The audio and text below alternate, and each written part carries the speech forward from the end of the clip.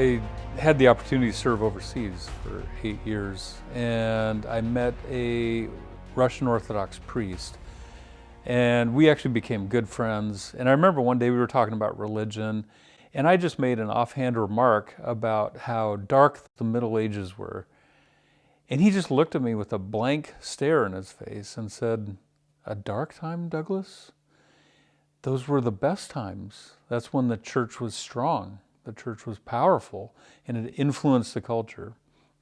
So I got used to that mentality overseas, as that each nation, by virtue of being born into that nation, you were already a religion. So all of a sudden, for everybody that lives in a country like that, it becomes dangerous to even study religion, because what if you become convicted and you change religions? So I was exposed to being overseas where that mindset still existed, whereas when I grew up here, I believe that, well, everybody has freedom of religion. You can choose whatever religion, and usually people are pretty respectful here of those choices of your religion, because it is a conscience issue, and to trust the government to decide which religion you should be and how you should practice it. So I think that's one of the biggest dangers now in America, is the religious nature of a revival in America, and claiming that that includes the government, whereas Christian revival in the Bible always happened outside of government parameters in the church. And standing up for true American principles that James Madison, Thomas Jefferson, George Washington understood.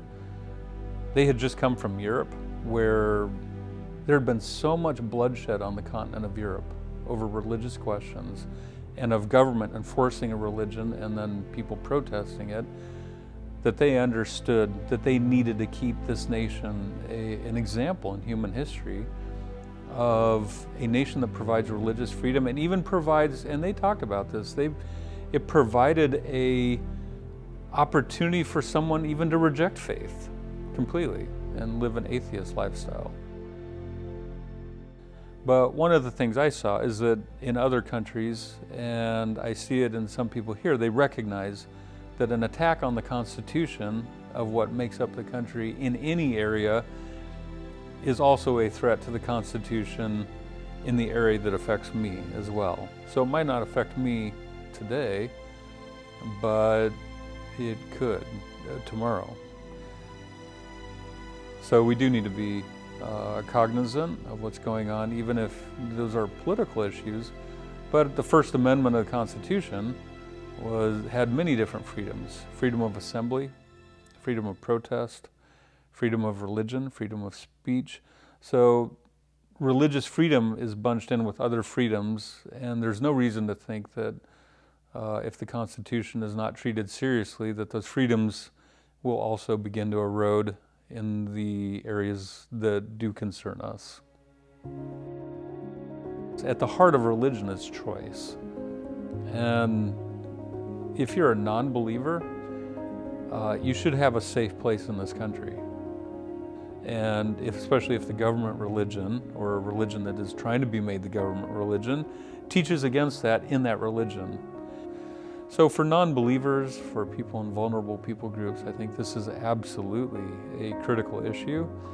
And I believe the Bible actually helps us answer when they are turned off by religion that tries to force itself upon them and shove it down their throat. That's actually part of prophecy, that there would come a religious revival that would supposedly make fire come down from heaven, almost an Elijah-like Old Testament story of calling a nation back to God, and yet not be blessed of God because they don't give freedom. And they actually begin to act as the church did in the Middle Ages, of which our American forefathers realized was not healthy and had come here to establish something new. The Bible teaches that before Jesus comes back the second time, there's another difficult time to go through.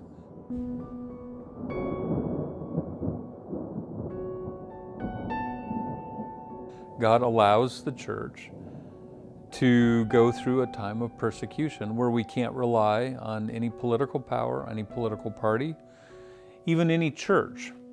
We have to rely on our relationship with God.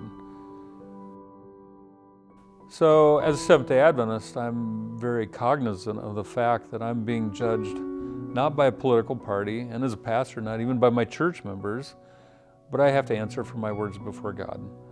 And if I think something is not right, whether it be on any issue, morality, we do see a lot of morality issues regarding the family, regarding life, regarding immigration, regarding civil freedoms.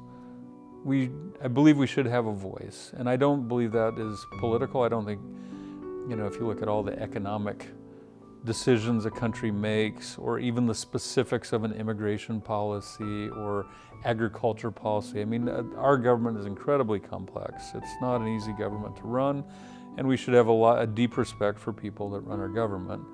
But on issues of morality and issues that the Bible teaches on, we need to be very clear, because those are the issues that God will judge us on, and how we've lived out those principles and helping people as Jesus did. Are we helping? And it's the vulnerable in society that we need to look out for.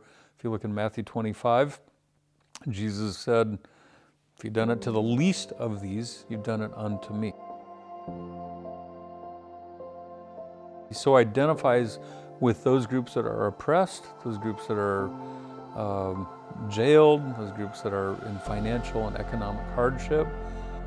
And through this time, we need a faith that relies on God and not on man.